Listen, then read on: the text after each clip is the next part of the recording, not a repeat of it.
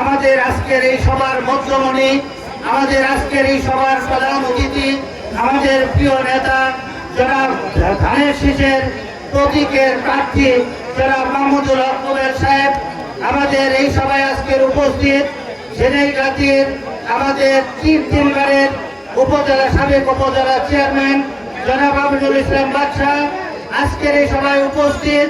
ঝিনাইগাতী উপজেলা বিএনপির সদস্য সচিব জনাব লুৎফর রহমান সহ এখানে উপজেলা বিএনপির সম্মানিত যোগ্য আহ্বায়কবৃন্দ, সম্মানিত বিভিন্ন ইউনিয়নের সভাপতি, সাধারণ সম্পাদক সহ অঙ্গ সহযোগী সংগঠনের সম্মানিত নেতৃবৃন্দ উপস্থিত, আমাদের 7টি ইউনিয়নের সম্মানিত চেয়ারম্যানবৃন্দ উপস্থিত, শেরপুর জেলা বিএনপি নালিতাবাড়ির নকলা শিবর্তীর সম্মানিত নেতৃবৃন্দ, সর্বোপরি আমার সামনে উপস্থিত ঝিনাইগাতীর এই জনসমুদ্রের বীর জনতা ভাই ও বোনেরা, আসসালামু আলাইকুম। এখানে উপস্থিত আমাদের ইলেকট্রনিক্স মিডিয়ার সম্মানিত সাংবাদিক ভাইয়েরা, আসসালামু আলাইকুম। আমি কোনো বক্তব্য রাখবো না। আমাদের এখানে আপনারা দীর্ঘক্ষণ অপেক্ষা করছেন যার কথা শোনার জন্য আমি অল্প 1 মিনিট আর বক্তব্য দিয়ে আমাদের প্রধান অতিথি মহোদয় যার কথা শোনার জন্য আপনারা দীর্ঘক্ষণ অপেক্ষা করছেন তাকে বক্তব্য দেওয়ার আহ্বান জানাবো।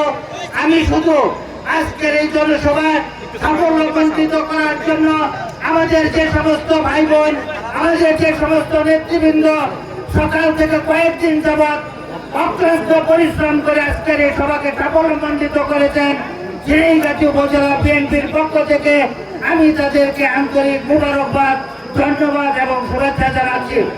আমি শুভেচ্ছা জানাচ্ছি আমাদের জেলার নেতৃবৃন্দ যারা আমাদেরকে উৎসাহিত করার জন্য, আমাদের এই সভাকে সাফল্যমণ্ডিত করার জন্য আমাদের মাঝে উপস্থিত হয়ে আমাদেরকে উৎসাহিত করেছেন।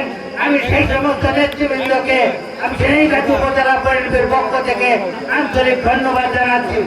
সেই সাথে তাদেরকে একটা অনুরোধ করব, আগামী 9 তারিখ ইনশাআল্লাহ আমাদের প্রার্থী যখন বিপুল ভোটে যদি আমরা বিজয়ী হতে পারি, আপনারা জেলা নেতৃবৃন্দ আপনাদের কাছে অনুরোধ থাকবে শেরপুর জেলায় যাতে একটা মন্ত্রী আছে এবং সেই মন্ত্রী যাতে আমাদের মাহমুদুল হক এই ব্যাপারে আপনারা সর্বাত্মক প্রধানমন্ত্রীর কাছে যদি যাওয়ার প্রয়োজন হয় অবশ্যই আপনারা আমাদের সঙ্গে গিয়ে আমাদেরকে সর্বাত্মক সহযোগিতা করবেন। আমি আর আমার বক্তব্য দীর্ঘায়িত করব না। আমি প্রধান অতিথি মহোদয়কে আপনি এই উপজেলার সমস্ত সমস্যাগুলি সম্পর্কে আপনি অবহিত আছেন, এই ব্যাপারে সমস্ত বিষয়ে আপনি আপনার সুচিন্তিত বক্তব্য রাখবেন এবং সবাইকে আবারও ধন্যবাদ জানিয়ে আমি আমার কথা শেষ করছি এবং আমাদের প্রধান অতিথি মহোদয়ের বক্তব্যের সাথে সাথেই আজকের এই সভার সমাপ্তি হবে এই ঘোষণা দিয়ে আমি আমার কথা শেষ করছি। আসসালামু আলাইকুম।